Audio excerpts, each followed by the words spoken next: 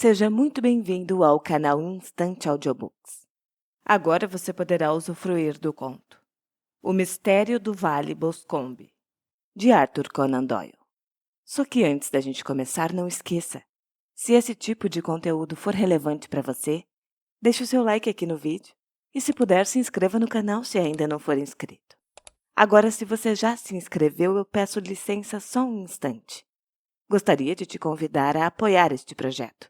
Você pode se tornar um membro ou enviar qualquer quantia através da chave Pix, que está aparecendo para você aí no vídeo. Dito isso, fique agora com o conto completo.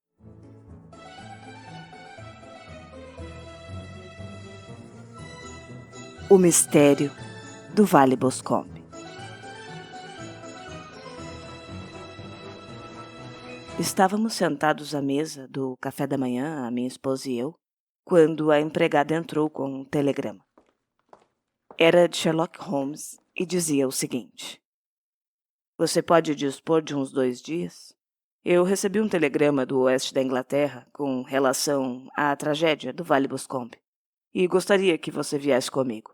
Atmosfera e paisagem perfeitas. Saímos de Paddington às 11h15. E o que diz, querido? Perguntou minha esposa, olhando para mim. Você vai? Realmente eu não sei o que dizer, eu tenho uma lista bastante longa no momento. Ora, a Turner pode substituir você. Você tem andado um pouco abatido ultimamente. Acho que essa viagem vai lhe fazer bem e você sempre se interessa tanto pelos casos do Sr. Sherlock Holmes. Seria ingratidão da minha parte se não me interessasse, principalmente considerando o que eu ganhei em um deles. Eu respondi. Mas se eu for, eu preciso fazer as malas imediatamente, porque eu só tenho meia hora. A minha experiência de vida em acampamento no Afeganistão tinha pelo menos me tornado um viajante diligente e rápido. Minhas necessidades eram poucas e simples, então em menos de meia hora eu estava dentro de um carro de aluguel com a minha valise sacolejando a caminho da estação de Paddington. Sherlock Holmes andava de um lado para o outro da plataforma, e a sua figura alta e magra ficava ainda mais alongada por causa do comprido casacão cinzento e do boné justo do mesmo tecido. É muita bondade sua ter vindo, Watson, ele disse ao me ver. Faz uma grande diferença para mim ter ao meu lado alguém em quem eu posso confiar totalmente. A ajuda local é sempre incompetente ou então cheia de preconceitos. E por que você não vai lá pegar os lugares enquanto eu compro as passagens? Estávamos sozinhos no carro, acompanhados somente por uma pilha imensa de jornais que Holmes havia trazido. Ocupou-se com eles ali, remexendo e lendo, com um intervalo para anotações e meditação, até que passamos à estação de Reading. Então ele os enrolou em uma bola gigantesca e os atirou no porta-bagagem. Mas então, ouviu falar nesse caso? Ele perguntou. Nenhuma palavra. Tem dias que eu não pego um jornal. A imprensa londrina não tem publicado muita coisa a respeito. Eu acabei de ler os jornais mais recentes para poder me familiarizar com os detalhes. E pelo que eu li, parece ser um desses casos simples que são tão incrivelmente difíceis. Isso parece um tanto paradoxal. Mas é bastante verdadeiro. A originalidade é quase sempre uma chave. Quanto mais comum e sem características específicas for o crime, mais difícil será esclarecê-lo. Só que neste caso já elaboraram um processo bastante sério contra o filho do homem assassinado. Então é um caso de assassinato? Bom, é o que dá para deduzir. Mas eu não vou presumir nada até ter a oportunidade de examinar tudo pessoalmente. Então eu vou lhe explicar a situação até onde eu sei, em poucas palavras. O Vale Boscombe é uma região rural que não fica muito longe de Ross, em Herefordshire. O maior proprietário das terras nessa área é o Sr. John Turner, que fez fortuna na Austrália e voltou ao seu país natal há alguns anos. Uma das fazendas da sua propriedade, Heatherley, foi arrendada pelo Sr. Charles McCurdy, que também é um ex-australiano. E os dois se conheceram nas colônias, então era natural que, quando se estabelecessem, procurassem ficar o mais perto possível um do outro. Aparentemente, Turner era o mais rico dos dois, Então McCarthy se tornou seu arrendatário. Só que parece que continuaram em termos de perfeita igualdade, já que frequentemente estavam juntos. E esse McCarthy tinha um filho, um rapaz de 18 anos, e Turner tinha uma filha única da mesma idade. Mas nenhum dos dois tinha a mulher viva. E, pelo que se sabe, evitavam a companhia das famílias inglesas vizinhas e viviam, digamos, mais ou menos reclusos, embora os dois McCarthy gostassem muito de esportes e fossem frequentemente vistos nas corridas realizadas na vizinhança. E McCarthy tinha 2 empregados, um homem e uma moça. Já Turner tinha uma casa cheia, pelo menos meia dúzia de empregados. E isso foi tudo o que eu consegui saber sobre as famílias. Mas agora vamos aos fatos. No dia 3 de junho, isto é, na segunda-feira passada, McCarthy saiu de casa em Heiderley por volta das 15 horas e foi a pé até o Lago Boscombe, que é um pequeno lago formado pelo alargamento do rio que atravessa o Vale Boscombe. E ele estivera aquela manhã em Ross com o seu empregado e disse a ele que precisava se apressar porque tinha um encontro importante às 15 horas. Só que ele não voltou vivo deste encontro. Da casa da fazenda Heiderley até o Lago Boscombe, a distância é de quase meio quilômetro. E 2 pessoas o viram quando percorria esse trajeto. Bom, uma delas foi uma velha, cujo nome não é mencionado, e a outra foi William Crowder, que é um guarda florestal que trabalha para o Sr. Turner.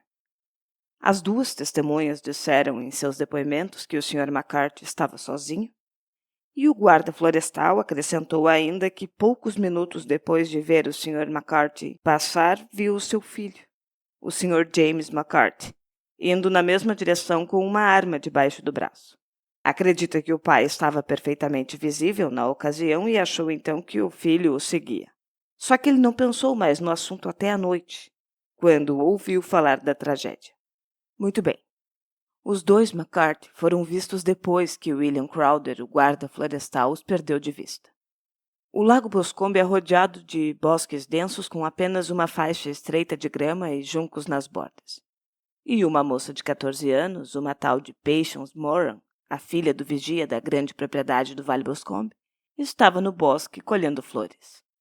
E essa garota afirma que quando estava lá, ela viu na margem do bosque e perto do lago o Sr. McCarthy e o filho, e parecia que estavam tendo uma briga violenta.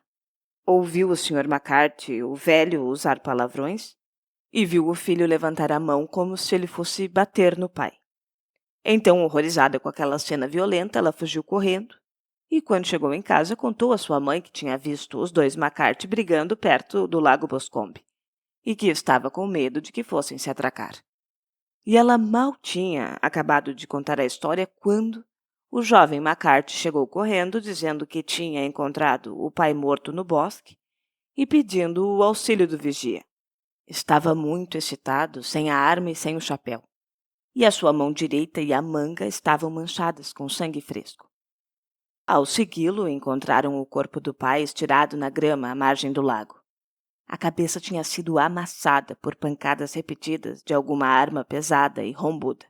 Sim, os ferimentos poderiam ter sido feitos com o cabo da espingarda do filho, que inclusive foi encontrada na grama a alguns passos do corpo.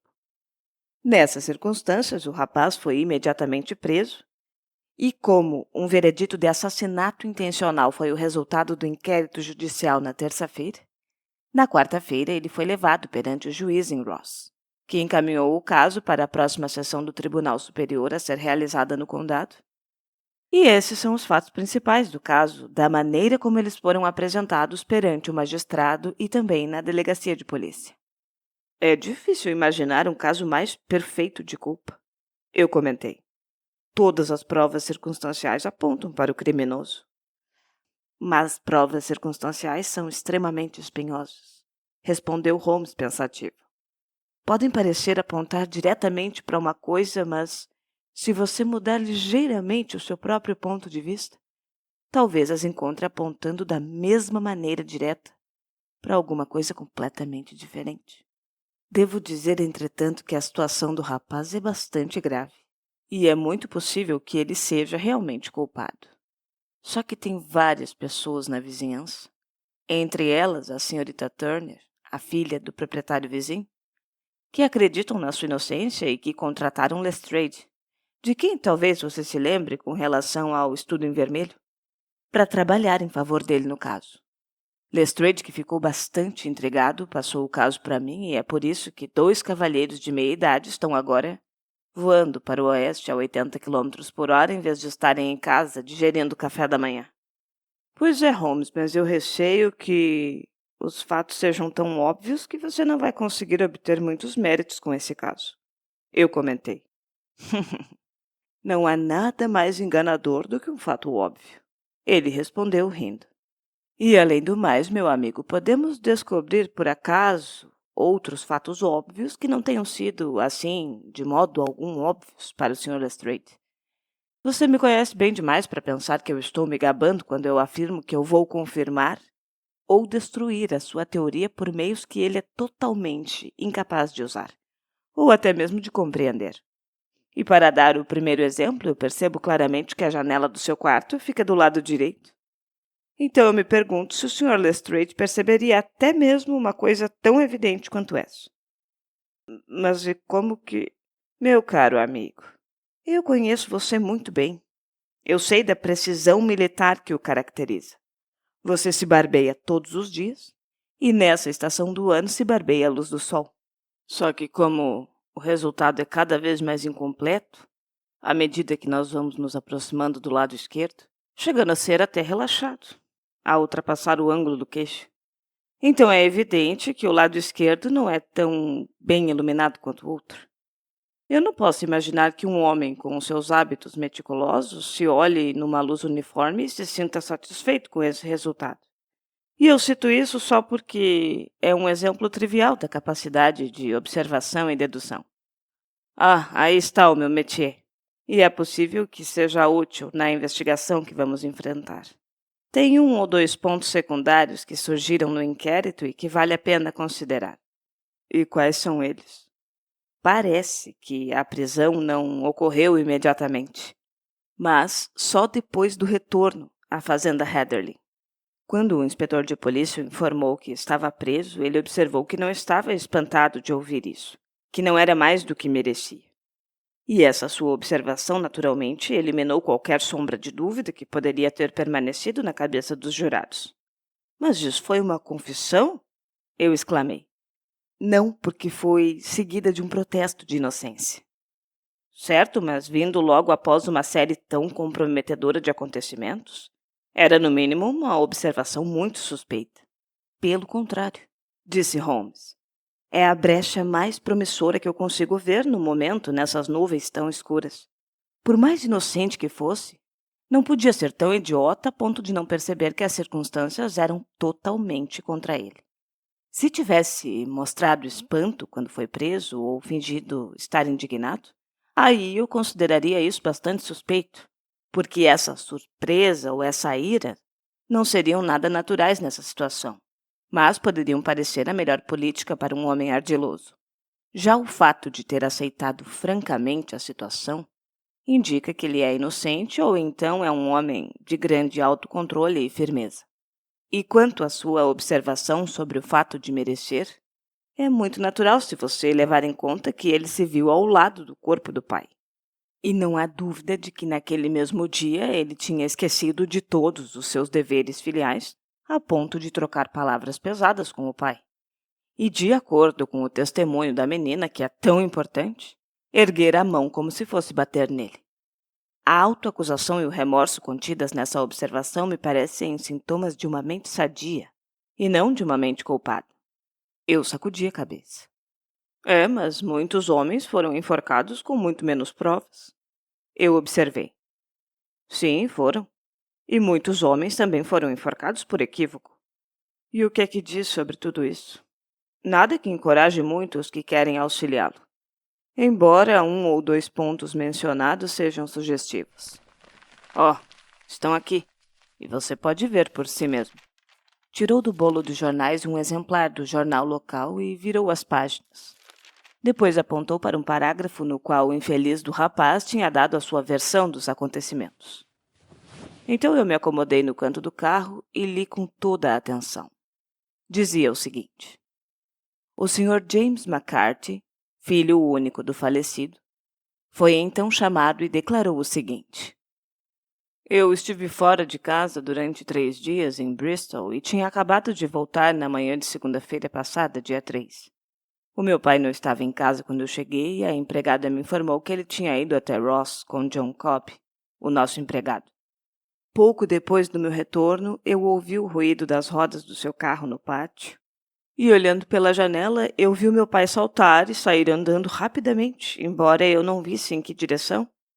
Então eu peguei a minha espingarda e saí na direção do Lago Boscombe, porque eu tinha a intenção de visitar o viveiro de coelhos que fica na margem oposta. E no caminho eu vi, sim, o William Crowder, o guarda florestal, como ele disse no seu depoimento. Só que ele está enganado em pensar que eu estava seguindo o meu pai. Eu não sabia que ele estava à minha frente. E quando eu cheguei a uns 100 metros do lago, eu ouvi um grito. A pessoa gritou "Cuí!" E esse é um sinal usado entre mim e meu pai. Então eu corri e o encontrei perto do lago. Pareceu muito espantado ao me ver e perguntou rispidamente o que é que eu estava fazendo ali. Então começou uma conversa que virou uma discussão com o uso de palavras bem pesadas e quase pancadas, porque meu pai era um homem de um gênio muito violento.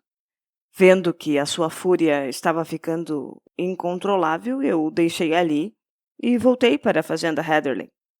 Só que eu não tinha me afastado nem uns 100 metros quando eu ouvi um grito horrível atrás de mim. E isso me fez voltar correndo. Eu encontrei o meu pai morrendo, estirado no chão, com a cabeça terrivelmente machucada. Deixei cair a espingarda e o segurei nos meus braços, mas ele morreu quase instantaneamente. Fiquei ajoelhado ao seu lado por alguns minutos, e depois eu fui até a casa do vigia do Sr. Turner, que era a mais próxima, para pedir ajuda. Não vi ninguém junto ao meu pai quando eu voltei. E eu não tenho a menor ideia de como ele recebeu aquelas pancadas.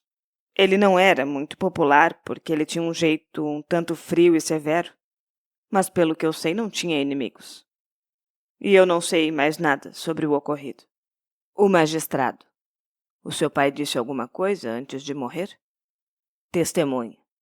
Balbuciou algumas palavras, mas eu só consegui entender alguma coisa sobre um rato. O magistrado. E o que é que deduziu disso? Testemunha. Não significou nada para mim, eu pensei que estivesse delirando. O magistrado. E por que foi que você e seu pai tiveram aquela briga? Testemunha. Eu prefiro não responder. O magistrado. Lamento, mas eu tenho de insistir. Testemunha. É absolutamente impossível responder, eu posso lhe garantir que não tem nada a ver com a tragédia. O magistrado. Isso compete à corte decidir. Acho desnecessário observar que a sua recusa em responder vai prejudicar consideravelmente os seus interesses em qualquer processo futuro que possa surgir. Testemunha. Bom, eu continuo me recusando. O magistrado.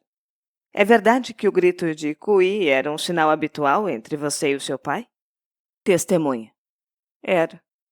O magistrado. E como foi então que ele gritou antes de ver você e mesmo antes de saber que você havia voltado de Bristol? Testemunha. Evidentemente muito confuso. Eu não sei. Um jurado.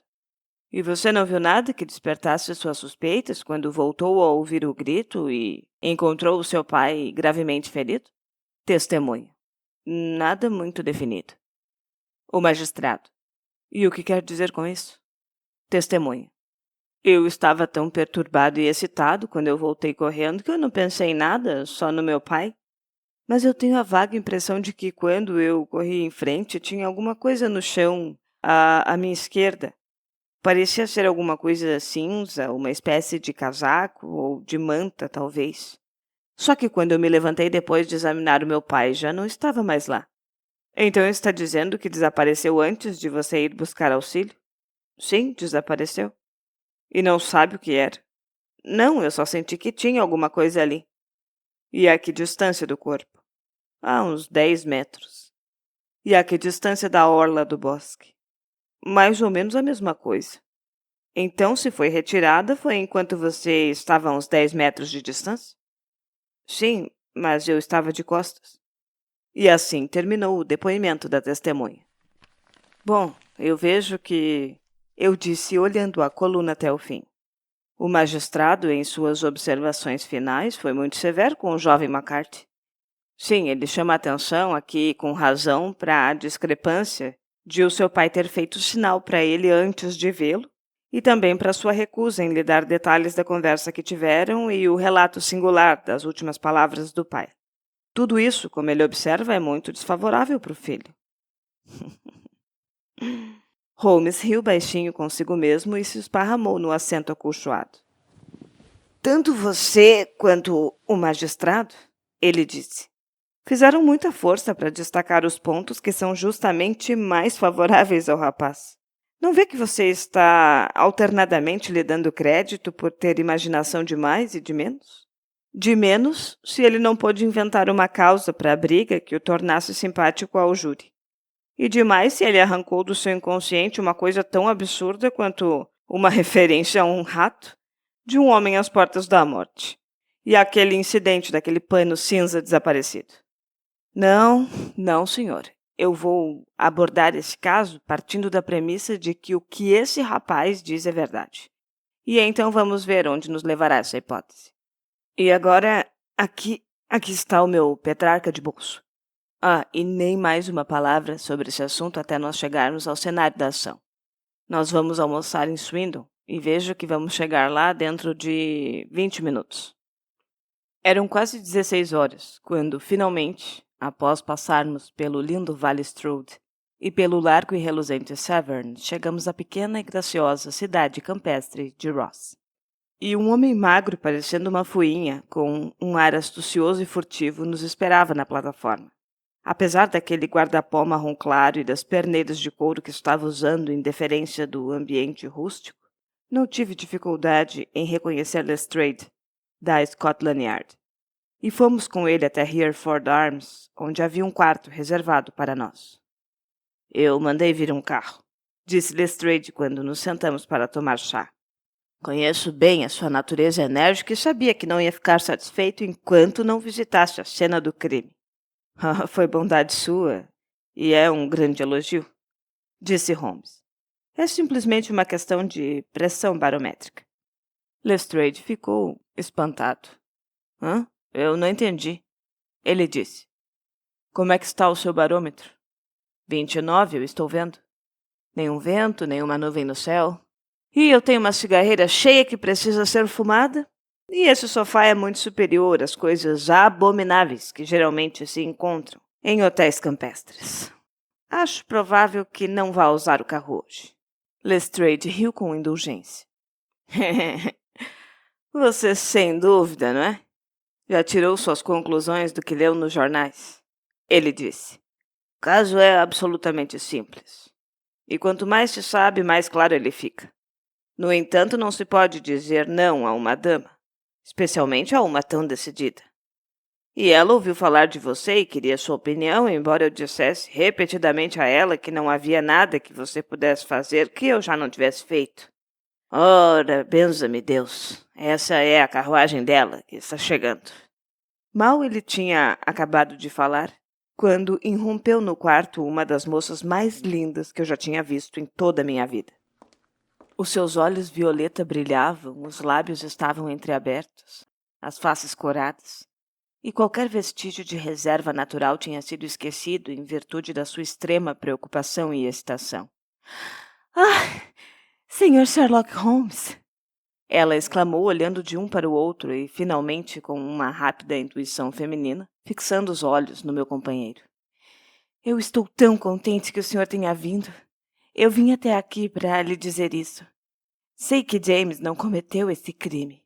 Eu tenho certeza, e eu quero que o senhor comece o seu trabalho sabendo isso também. Nunca tenha dúvidas a esse respeito. Nós nos conhecemos desde que éramos crianças, e eu conheço todos os seus defeitos melhor do que qualquer outra pessoa. Mas ele é bondoso demais para machucar até uma mosca. Essa acusação é absurda para quem o conhece. Espero poder inocentá-lo, senhorita Turner, disse Sherlock Holmes. Pode ter certeza de que eu vou fazer tudo o que estiver ao meu alcance. Mas o senhor leu os depoimentos? Chegou a alguma conclusão? Encontrou alguma saída? Alguma falha? O senhor não acha que ele é inocente? Acho que é muito provável. Então! Exclamou, jogando a cabeça para trás e olhando de forma desafiadora para Lestrade. Ouviu o que ele disse? Ele me dá esperanças.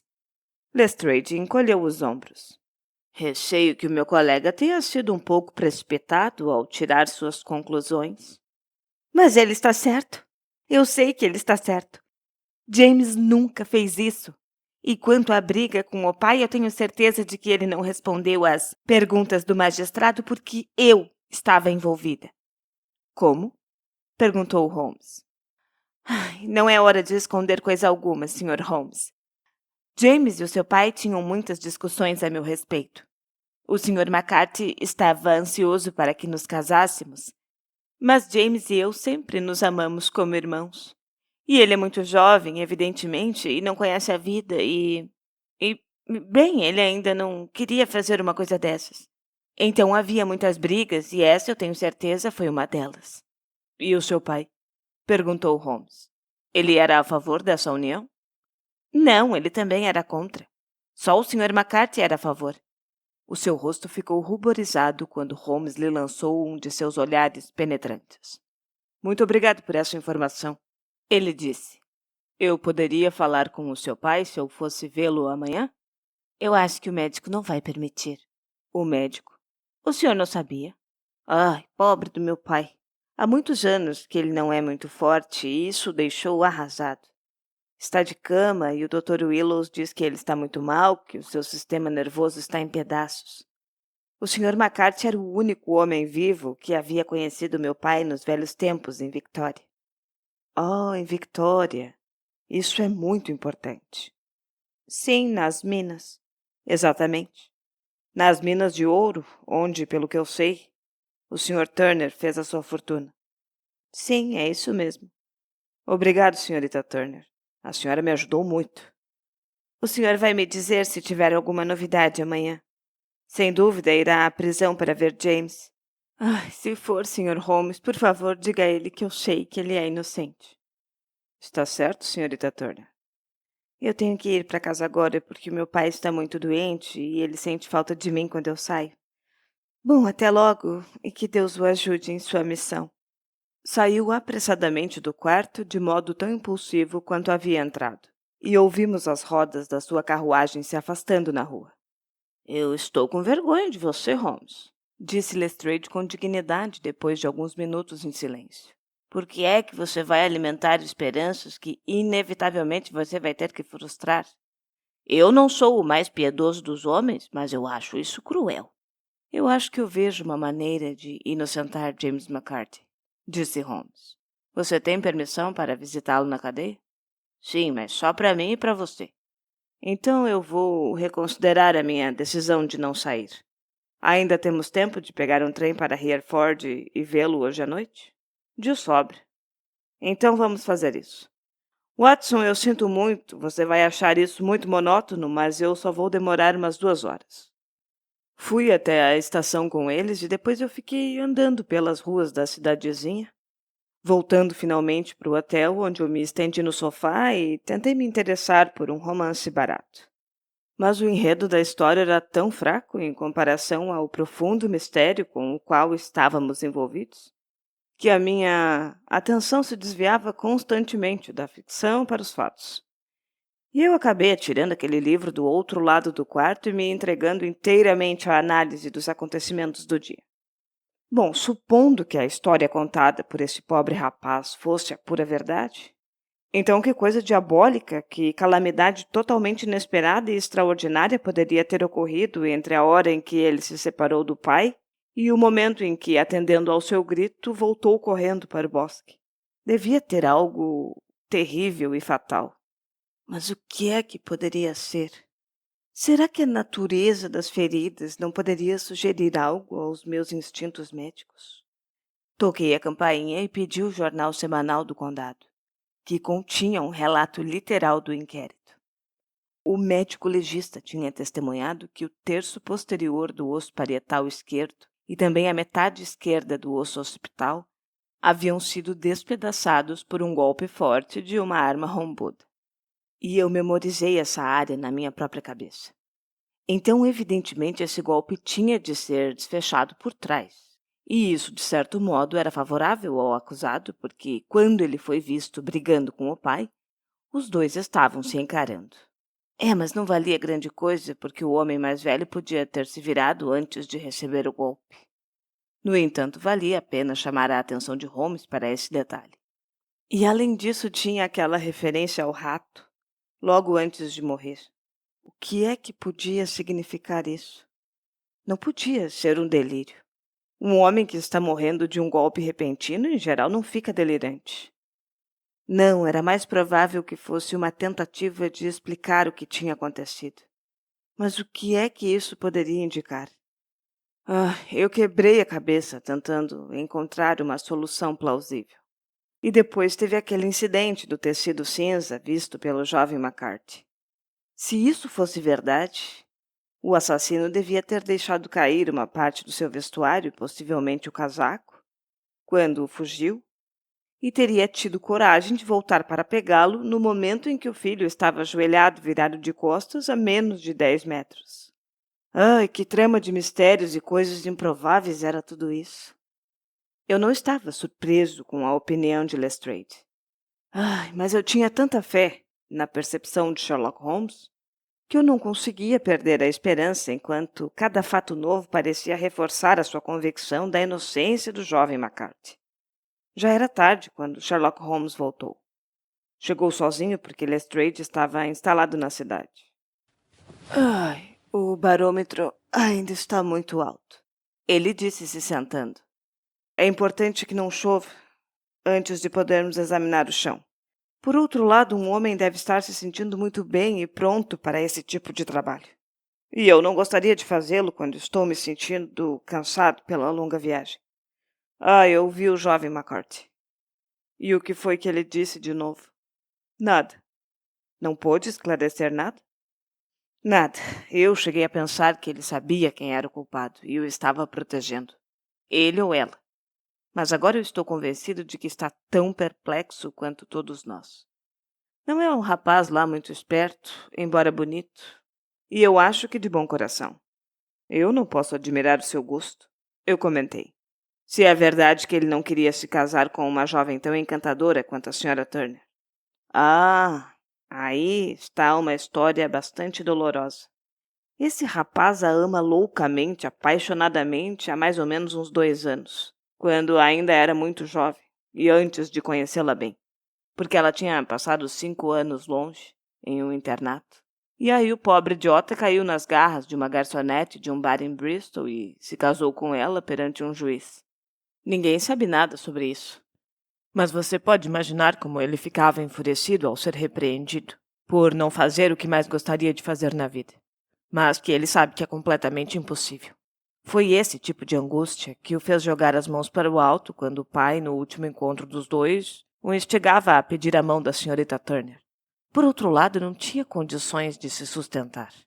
E o pai, que, segundo dizem, era um homem muito severo, o teria expulsado de casa se soubesse o que havia acontecido. E foi com a esposa, a garçonete, que ele passou os últimos 3 dias em Bristol. E o pai não sabia onde ele estava. Tome nota deste ponto, é muito importante. Só que o bem resultou do mal porque a garçonete, descobrindo, através dos jornais, que ele está seriamente implicado e que é provável que seja enforcado por isso, desistiu dele completamente. E lhe escreveu para dizer que já tem um marido nas docas de Bermuda e que, portanto, não há nenhum vínculo entre eles. Eu acho que essa notícia consolou o jovem McCarthy por tudo que ele já sofreu. Mas se ele é inocente, então quem é o culpado? Eu perguntei. Quem? Pois é. Eu gostaria de chamar a sua atenção especificamente para 2 pontos. Um é que a vítima tinha um encontro com alguém no lago e que essa pessoa, meu caro Watson, não poderia ser o filho porque ele estava fora e o pai não sabia quando ele ia voltar. O segundo ponto é que a vítima gritou "Cui" antes de saber que o filho havia voltado. O caso depende desses pontos cruciais. Mas agora vamos falar de George Meredith, por favor, e vamos deixar os assuntos menos importantes para amanhã. Não choveu como Holmes havia previsto. Então o dia seguiu ensolarado e sem nuvens. Às 9 horas, Lestrade veio nos buscar na carruagem e nós fomos até a fazenda Heatherley e também até o Lago Boscombe. Há notícias muito graves esta manhã, disse Lestrade. Dizem que o Sr. Turner está tão mal que não há esperança de que sobreviva. E ele é um homem idoso, eu presumo, disse Holmes. Tem cerca de 60 anos, mas arruinou a sua saúde nos anos em que viveu fora do país. E há tempos não vai muito bem. O que aconteceu o abalou demais. Ele era um velho amigo do Sr. McCarthy. E, devo acrescentar, o seu grande benfeitor. Porque eu soube que ele lhe deu o uso da fazenda Heatherley de graça. Ora, não me diga, disse Holmes. Isso é muito interessante. Oh, sim. E o ajudou de muitas outras maneiras. Todos por aqui falam de sua bondade para com ele. Verdade. E não lhe parece um tanto estranho que esse McCarthy, que aparentemente não tinha muitas posses e estava devendo tanto ao Sr. Turner, ainda pensasse em casar o seu filho com a filha de Turner, que é, sem dúvida, a herdeira da propriedade, e de maneira presunçosa, como se fosse simplesmente um caso de pedido de casamento e tudo mais? Isso seria só uma mera consequência? Não, e ainda é mais estranho porque nós sabemos que o próprio Turner era contra essa ideia. A filha nos contou. Não consegue deduzir alguma coisa de tudo isso? Nós já passamos pelas deduções e conclusões, disse Lestrade piscando para mim. Já é muito difícil lidar com os fatos, Holmes. Eu não quero ir atrás de teorias e fantasias. Tem razão, disse Holmes muito sério. Você tem muita dificuldade em lidar com os fatos. Seja como for, eu compreendo um fato que você aparentemente não consegue aceitar, replicou Lestrade com veemência. E qual é esse fato? De que o Sr. McCarthy pai foi morto pelas mãos do Sr. McCarthy filho, e que todas as teorias contrárias são uma grande tolice. Bom, talvez você ache isso, disse Holmes rindo. Mas eu acho que eu não estou errado se eu disser que esta ali é a fazenda Heatherley, à nossa esquerda. É, sim. Era uma construção ampla, de aspecto confortável, de 2 andares, com um telhado de ardósia e grandes manchas de musgo nas paredes cinzentas. As cortinas fechadas e as chaminés sem fumaça, no entanto, davam-lhe um aspecto sombrio, como se sofresse ainda o impacto da tragédia. Batemos na porta e, a pedido de Holmes, a empregada mostrou as botas que o patrão usava quando foi morto. E também um par de botas do filho, embora aquele não fosse o par que ele estava usando naquela ocasião. Depois de medi-las cuidadosamente de várias maneiras, Holmes pediu para ser conduzido ao pátio. E dali nós pegamos o caminho tortuoso que levava ao Lago Boscombe.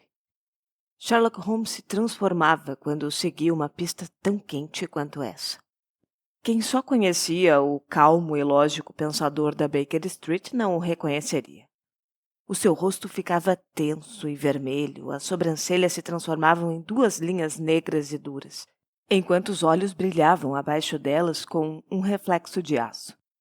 O rosto se inclinava para baixo, os ombros se encolhiam, os seus lábios se comprimiam e as veias saltavam ao longo do pescoço musculoso. As narinas dele pareciam se dilatar com a ânsia do animal pela caça, e sua mente se concentrava tanto no assunto diante dele que ficava surdo para qualquer comentário ou observação que fosse feita, ou no máximo respondia com um grunhido impaciente. Rápida e silenciosamente ele seguiu o caminho que percorria o prado e, através do bosque, levava até o Lago Boscombe. O terreno era úmido, pantanoso, como toda aquela área, e havia marcas de muitos pés, tanto no caminho quanto na grama baixa que o ladeava. Às vezes Holmes se precipitava e outras parava subitamente, e teve uma vez que ele deu uma grande volta pelo prado. Lestrade e eu andamos atrás dele, o detetive indiferente e cheio de desprezo, enquanto eu olhava para o meu amigo com interesse nascido da convicção de que todas as suas atitudes eram dirigidas a um fim específico. O Lago Boscombe é um pequeno lençol d'água de uns 50 metros de diâmetro. Está situado no limite entre a fazenda Heatherley e o parque particular do rico Sr. Turner. Acima do bosque, na margem oposta, nós podíamos ver os picos vermelhos que indicavam o local da mansão do grande proprietário. E do lado Heatherley do lago, o bosque crescia muito denso. E havia também uma faixa de grama encharcada de uns 20 passos de largura, entre a orla das árvores e os juncos que margeavam o lago. Lestrade nos mostrou o lugar exato onde o corpo tinha sido encontrado e, na verdade, o chão estava tão úmido que eu pude ver claramente as marcas feitas pela queda do homem assassinado. E Holmes, pelo que eu pude perceber do rosto animado dele e dos seus olhos atentos, estava vendo muitas outras coisas na grama pesada. Andou em volta como um cão perseguindo uma pista. E depois se virou para o meu companheiro. Por que entrou no lago? Ele perguntou. Eu usei um ancinho para revolver o fundo. Pensei que poderia haver alguma arma. Mas de como é que foi que... isso não importa agora, eu não tenho tempo. Seu pé esquerdo inclinado para dentro está por toda parte. Qualquer um poderia segui-lo e ali ele desaparece. Tá vendo? Entre os juncos. Como poderia ter sido simples se eu tivesse estado aqui antes de todos virem, feito uma manada de búfalos, e pisoteassem tudo. Foi aqui que o grupo com o vigia veio e cobriram todas as pistas em volta do corpo. Mas aqui tem 3 pistas separadas dos mesmos pés. Tirou a lente do bolso e se estendeu no chão para ver melhor, falando o tempo todo, só que mais para si mesmo do que para nós. E aqui estão os pés do jovem McCarthy. 2 vezes andando, uma correndo rapidamente, de modo que as solas estão nitidamente marcadas e os saltos mal podem ser vistos. Isso confirma sua história. Ele correu quando viu o pai caído no chão. Então aqui estão as pegadas do pai quando andava de um lado para o outro. Mas o que é isso aqui? É o cabo da espingarda quando o filho ficou à escuta. E isso aqui? O que temos aqui? Pontas de pé. Pontas de pé. E ainda por cima quadradas. Botas fora do comum. Vêm e vão e vêm de novo. Então é claro que isso aqui foi por causa do casaco. Mas e agora de onde vem? Correu de um lado para o outro, às vezes perdendo e às vezes encontrando a pista. Até que nós chegamos perto da orla do bosque e, sob a sombra de uma grande árvore, a maior de todas da área, Holmes acompanhou a pista até o outro lado da árvore. E se deitou mais uma vez no chão com um pequeno grito de satisfação. Ele ficou ali muito tempo, revirando folhas e gravetos, juntando o que me pareceu ser poeira em um envelope, e examinando com a lente não só o chão, mas também a casca da árvore até onde podia alcançar. Uma pedra pontuda estava no meio do musgo, e isso também ele examinou com cuidado e guardou. Então seguiu um caminho através do bosque até sair da estrada, onde todas as pistas se perderam. Foi um caso muito interessante. Ele comentou voltando ao seu jeito normal. E imagino que essa casa à direita deve ser a residência do vigia. Eu acho que eu vou falar com Moran e talvez escrever um bilhete. E depois disso podemos voltar e almoçar. Podem ir para o carro vocês e eu estarei lá daqui a pouco.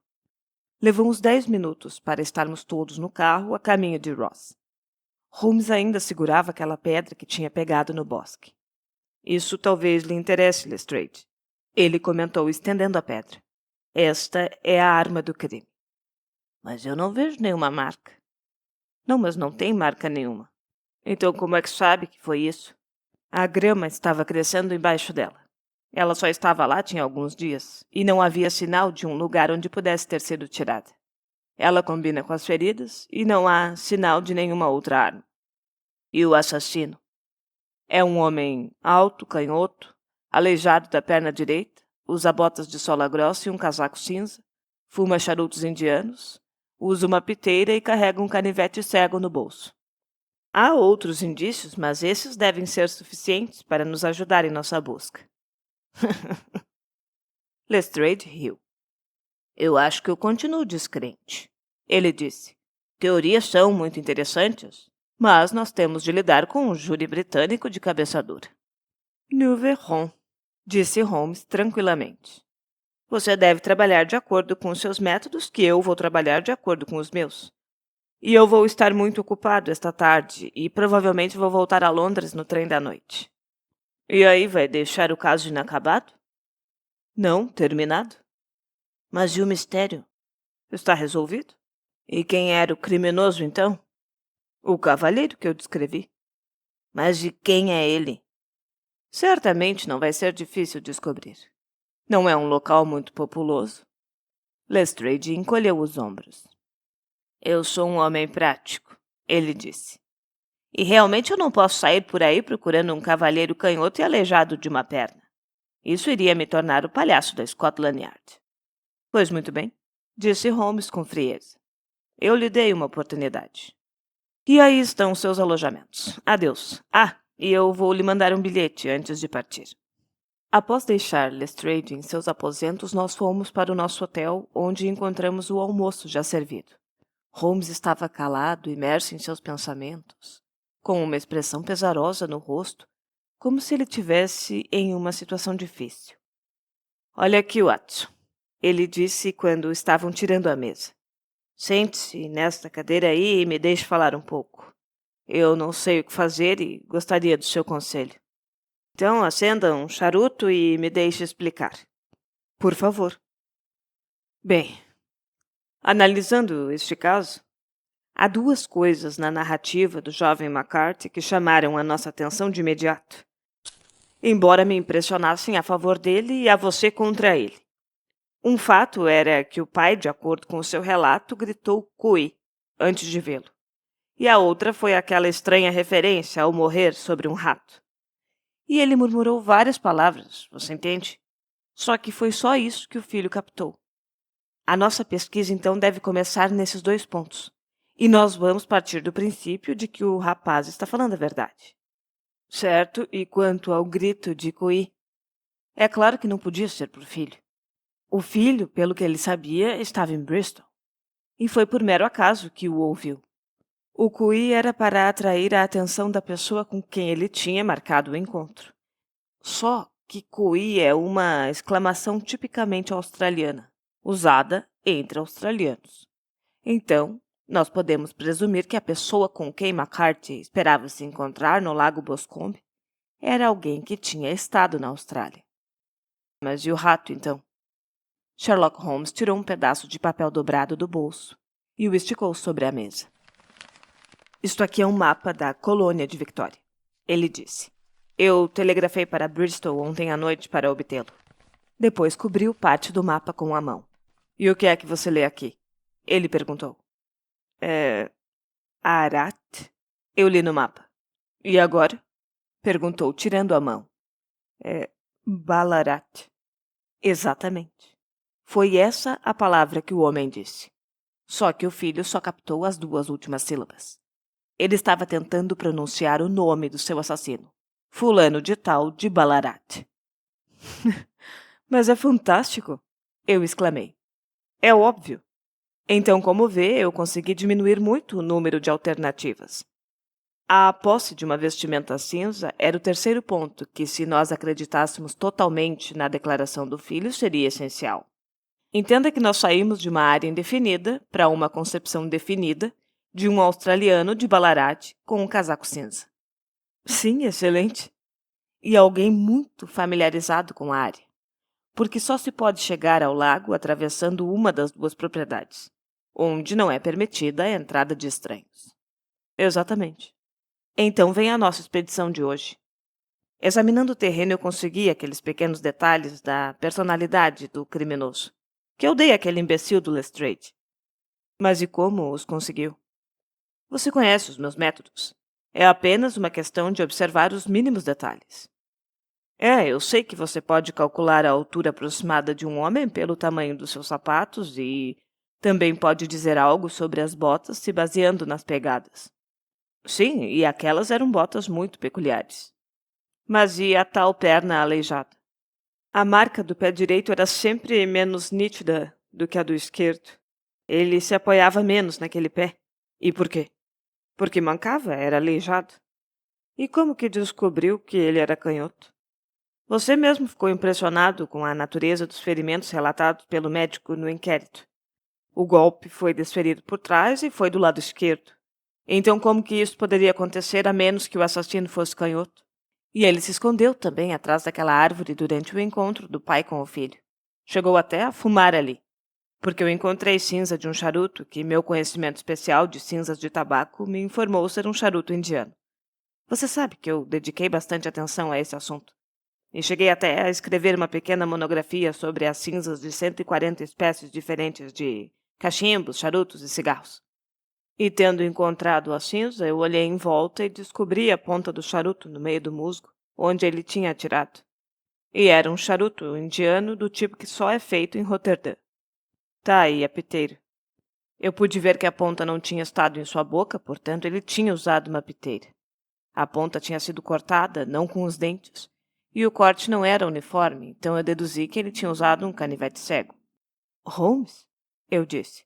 Você armou uma rede em torno desse homem, da qual ele não vai poder escapar, e salvou uma vida humana como se tivesse cortado a corda que iria enforcá-lo. E eu estou vendo a direção para a qual tudo isso está apontando. Então o culpado é o Sr. John Turner, anunciou o garçom do hotel abrindo a porta da nossa sala e fazendo entrar o visitante. O homem que entrou era uma figura estranha e impressionante. O andar era lento e manco, e os ombros curvados davam a ele uma aparência de decrepitude. Mas suas feições duras e rudes, profundamente enrugadas, e braços e pernas enormes mostravam que ele possuía considerável força física e de caráter. A sua barba emaranhada, os cabelos grisalhos e as espessas sobrancelhas se combinavam para lhe dar um ar de dignidade e poder. Só que o rosto era da cor de um branco acinzentado e os lábios e o nariz tinham uma tonalidade azulada. Então eu vi logo que ele sofria de uma doença crônica e fatal. Por favor, sente-se no sofá, disse Holmes delicadamente.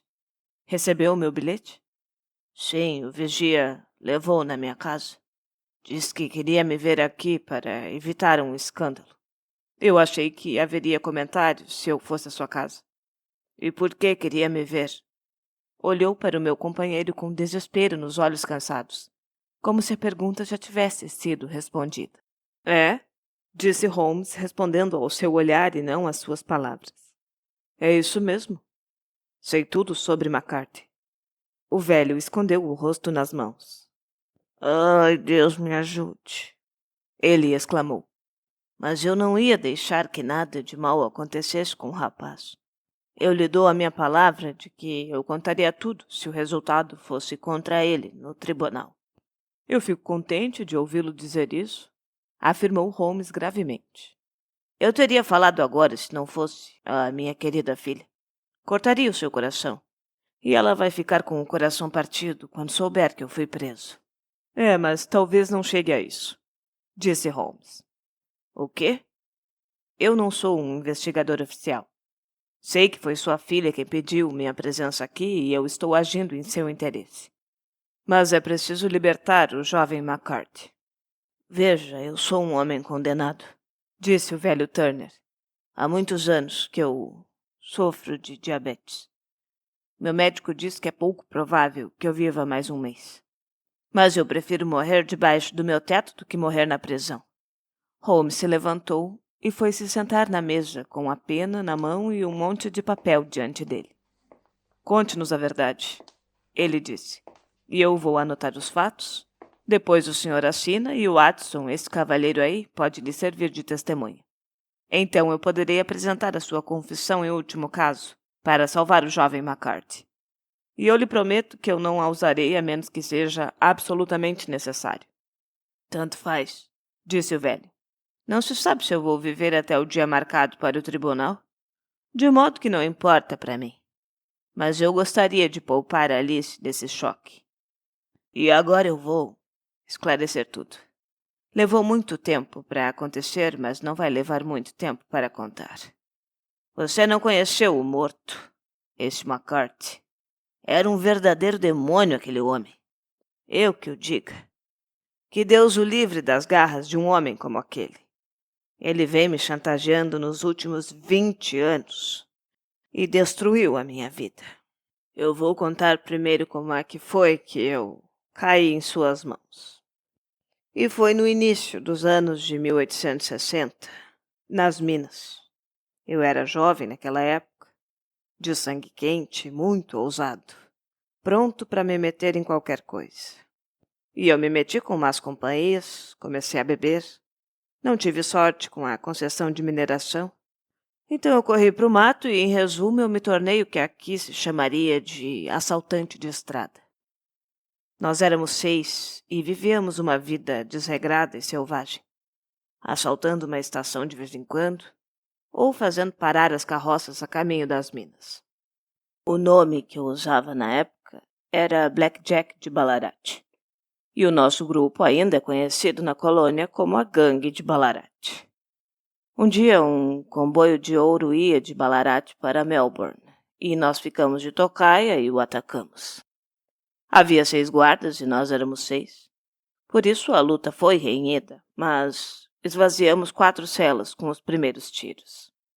Entretanto, morreram 3 dos nossos, antes que conseguíssemos pegar o ouro. Encostei a pistola na cabeça do cocheiro, que era este tal de McCarthy, e eu deveria tê-lo matado naquela hora, por Deus. Mas eu o poupei, embora visse os seus olhos maldosos fixos no meu rosto, como se quisesse decorar cada feição. Fugimos com o ouro e ficamos ricos. Então acabamos voltando para a Inglaterra, sem que suspeitassem de nós. Aí eu me separei dos meus velhos companheiros e resolvi viver uma vida tranquila e respeitável. Comprei esta propriedade que por acaso estava à venda e me preparei para fazer algum bem com esse dinheiro para compensar a maneira como o havia ganhado. Eu me casei também. E embora minha mulher tenha morrido muito jovem, ela me deixou a minha querida Alice. Mesmo quando ainda era muito pequena, sua mãozinha parecia me levar pelo caminho do bem, como nenhuma outra coisa jamais tinha feito em toda a minha vida. Em resumo, eu comecei uma vida nova e fiz o possível para compensar o passado. E tudo estava indo muito bem, até que McCarthy pôs as mãos em cima de mim. Eu tinha ido à cidade para resolver um problema de investimento. E foi quando eu encontrei McCarthy na Regent Street, tão esfarrapado que estava quase nu. Aqui estamos, Jack, ele me disse, colocando a mão no meu braço. Vamos ser como parte de sua família. Somos 2, o meu filho e eu. E você pode tomar conta de nós? Se não, a Inglaterra é um país maravilhoso, todo mundo respeita muito as leis, e há sempre um policial por perto. Bem, e lá vieram eles para o oeste, e não havia maneira de eu me livrar deles. E aqui eles têm vivido por todo esse tempo, nas minhas terras, sem pagar um tostão. Eu não tive mais descanso, eu não tive mais paz, eu não conseguia esquecer. Para onde quer que eu me virasse, lá estava sua cara astuta, rindo de mim. E foi muito pior quando Alice cresceu, porque ele logo viu que eu tinha mais medo de que ela descobrisse o meu passado do que a polícia. Tudo o que ele queria eu tinha que dar sem discutir. Terras, dinheiro, casas. Até que um dia ele me pediu uma coisa que eu não podia dar. Pediu Alice. E o seu filho tinha crescido também. E todo mundo sabia que a minha saúde era muito precária. Então pareceu para ele um grande golpe que o filho tomasse o meu lugar como dono de tudo. Mas aí eu fiquei firme. Não admitia misturar aquele sangue ruim com o meu. Não que eu tivesse qualquer coisa contra o rapaz, mas ele tinha o sangue do pai e para mim isso bastava. Então eu continuei firme. McCarthy me ameaçou, eu o desafiei a fazer o que quisesse.